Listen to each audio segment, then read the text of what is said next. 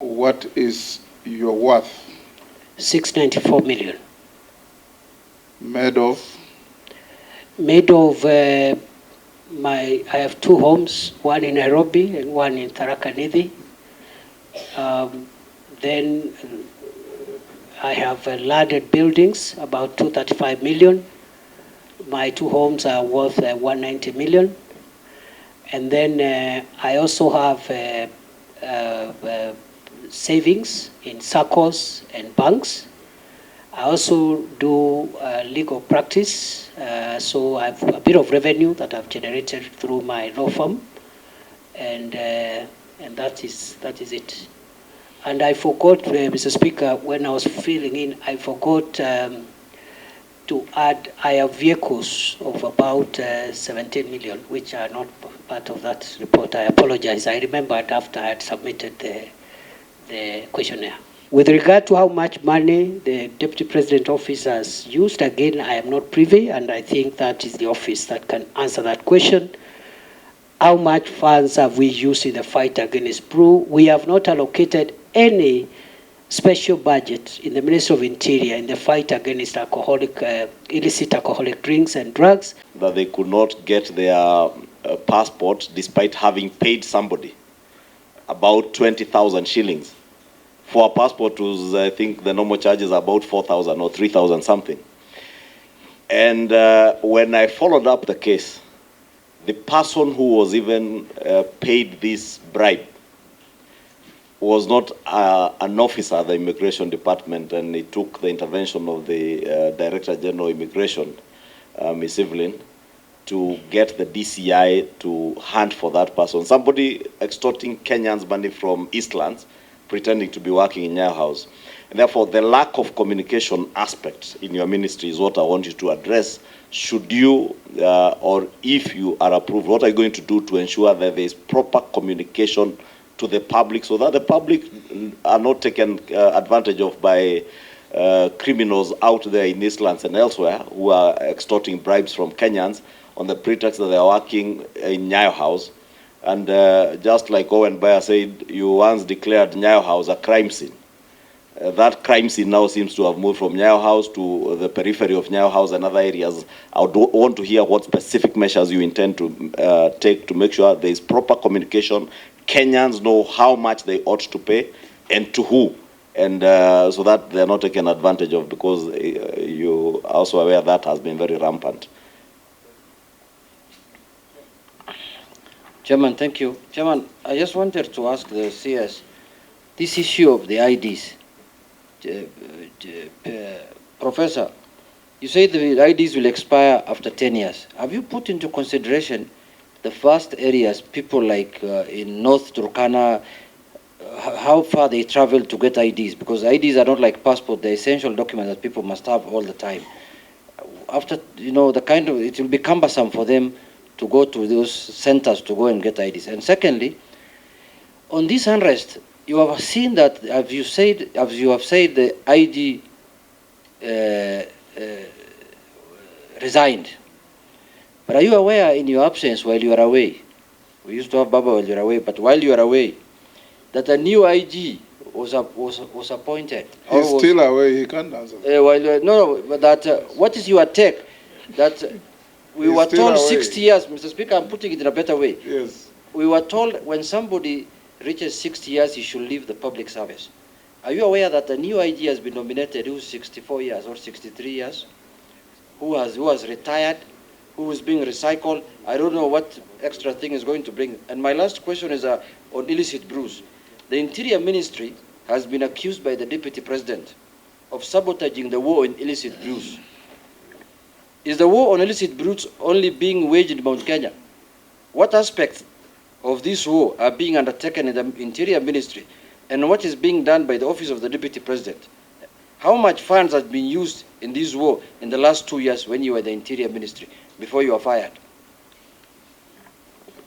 Nominee, on the issue of the IG, I direct you not to answer the question, because I've received communication from the President nominating the nominee, who will be vetted by a committee of parliament, and those questions can be raised there. If you answer that here, you'll be prejudicing what is coming to Parliament. Answer the other questions. Thank you. Mr. Speaker, Honorable Nasula was a comment. We've taken it on board. Honorable Kimani Ichung'wah's issue was about communication. When I assumed office in October 2022, I began a habit of every 3-4 months updating the country on the status of our homeland security. We've not had one in a while. I had planned one for June, which was postponed and thereafter disrupted. We will use our public accountability updates on security matters to communicate more on what we are doing. And the next, if I am approved by this House, the next public accountability address will feature more on the reforms we have made at Immigration Department, because I think there we've made a lot of success. People concentrate on the banditry thing, but I think also on the passport issue we've made a lot of success. Where we still have problems is the IDs and other aspects of citizenship documents. With regard to the ID, the question by the Honorable Junaid Mohammed, the reason for the 10-year limit, there are two reasons. It's actually one reason. It's because of changes in technology. Unlike the ID we have, which has no security features, and therefore it can be timeless. But we'll find a way of making it convenient to the people of Kenya to renew after the 10 years, so that you don't create a crisis by people, and we can do that by even having a phased out renewal process to ensure that, again, we don't inconvenience masses of people.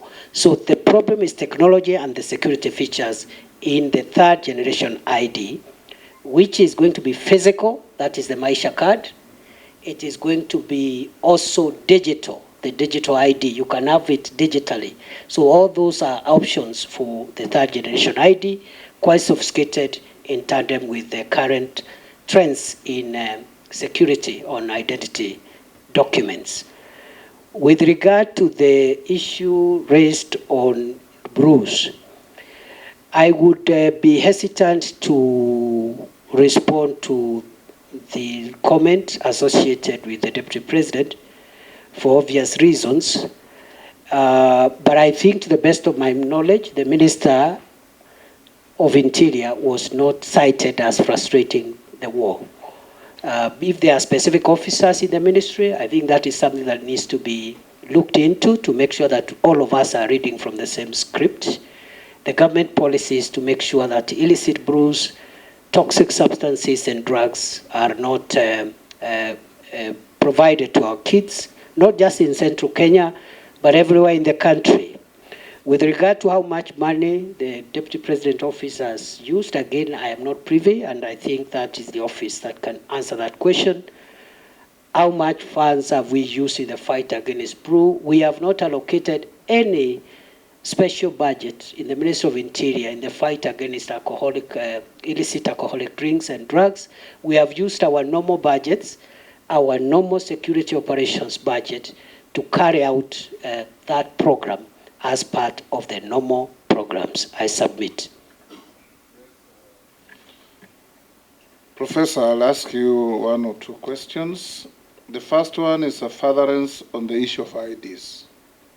As you introduce a 10-year ID, just take into account that an ID in this country is everything. You can't enter a supermarket, you can't open a bank account. The old and PWDs cannot access social safety net funds without an ID. Now, if you are going to have that ID last for 10 years, then you must put in place a seamless renewal process so that people don't suffer because of failure to renew an ID card.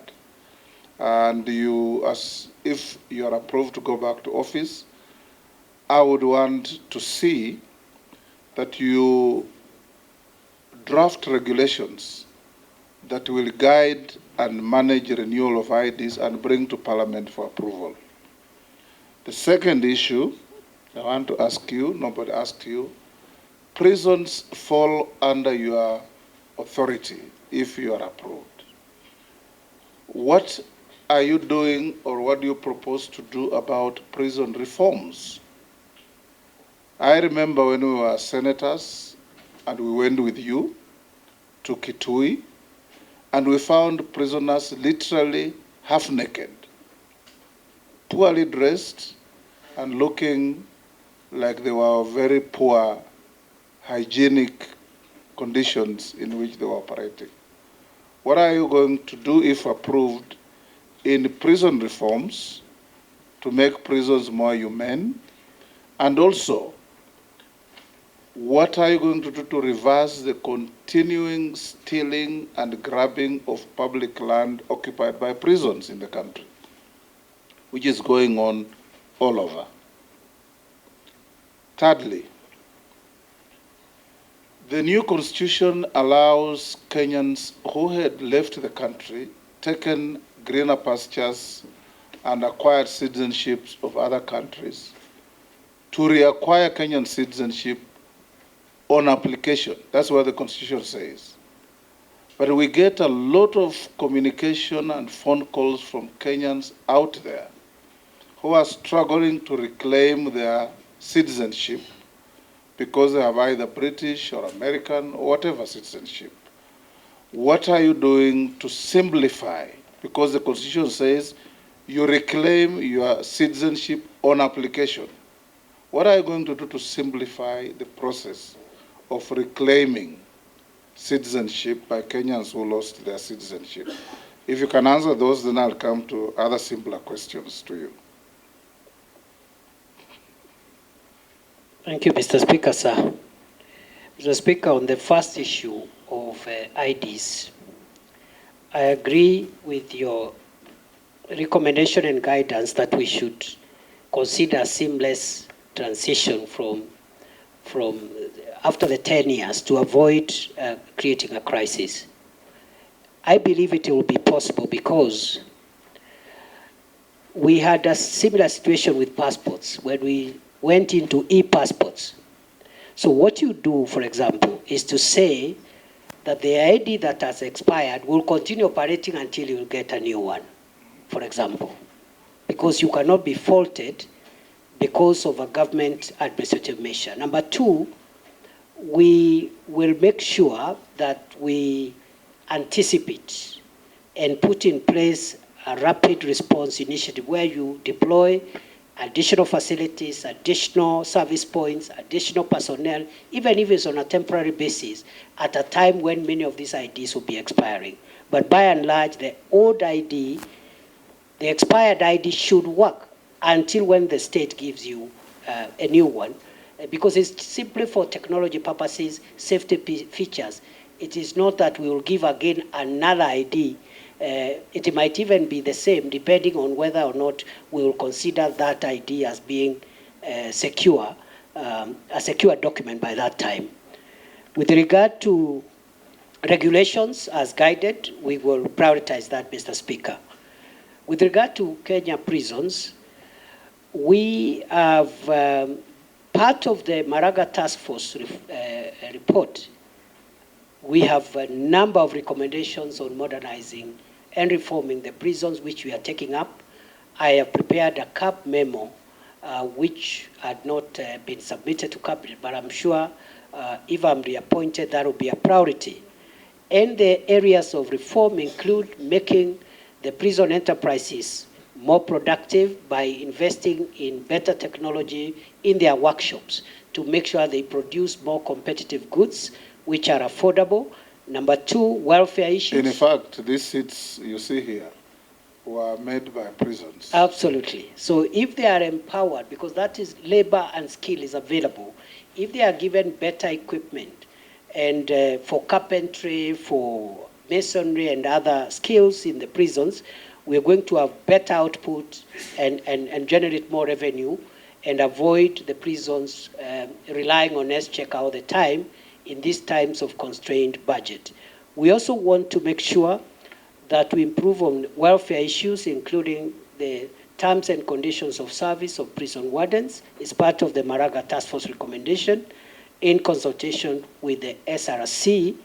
We also are working on software issues, for example, providing mattresses. We have a program called One Prisoner, One Mattress program, where up to now we have provided 10,000 from our budget, but also with the support of other partners. And we want to make sure that every prisoner at least has a mattress, as we even work on physical facilities and the housing for our prison warders.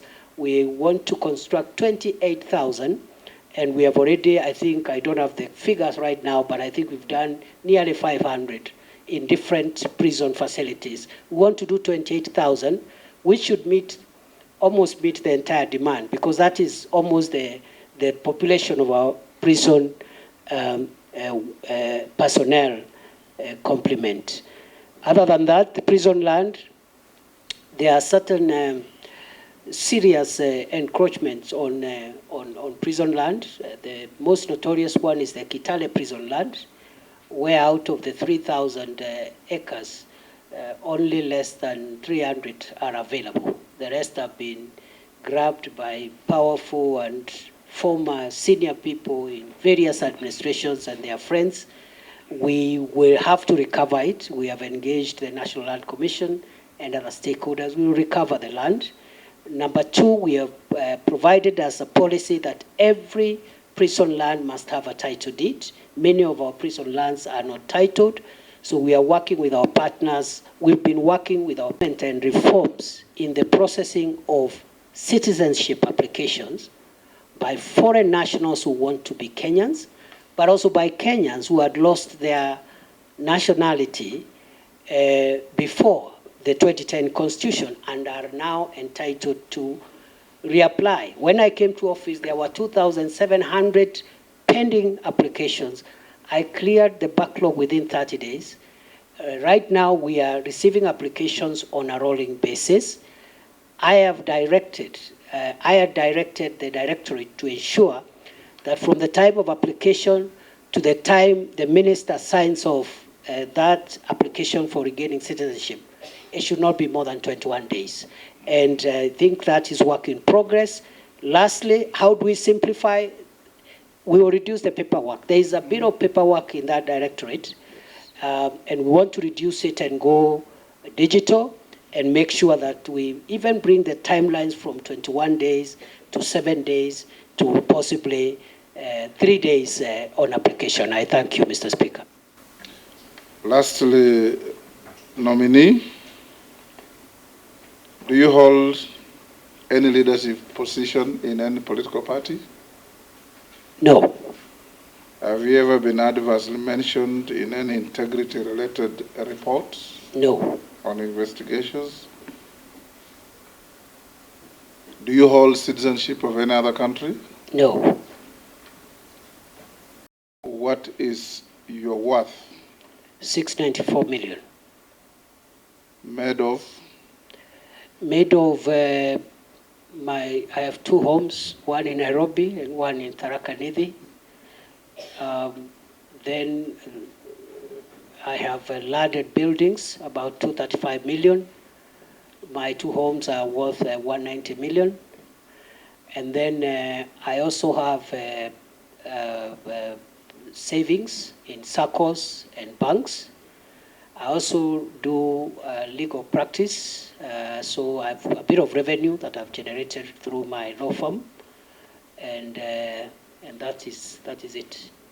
And I forgot, Mr. Speaker, when I was filling in, I forgot to add, I have vehicles of about 17 million, which are not part of that report. I apologize. I remembered after I had submitted the questionnaire. Honorable members, we received a memoranda from one Eliud Karanja Matinde, Isaac Alwacher, Joseph Mwathi Nyanjui, Khalid Ibrahim, Aisha Adan, Sonia Mushila, Masi Murugi Kuria, Ahmed Sigat, Okio Mtato Koit, David Malombe, and Collins Onyango. We forwarded them to the nominee, and the nominee responded to all of them in writing. We have them on record.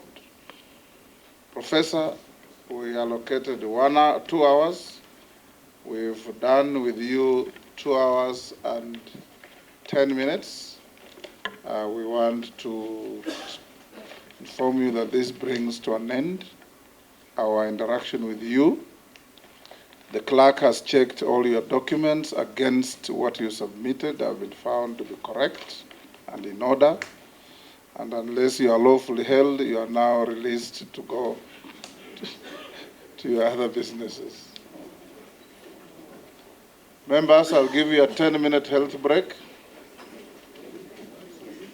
Let the CS go alone first so that you are not accused of causing with a nominee. Yes. Yes.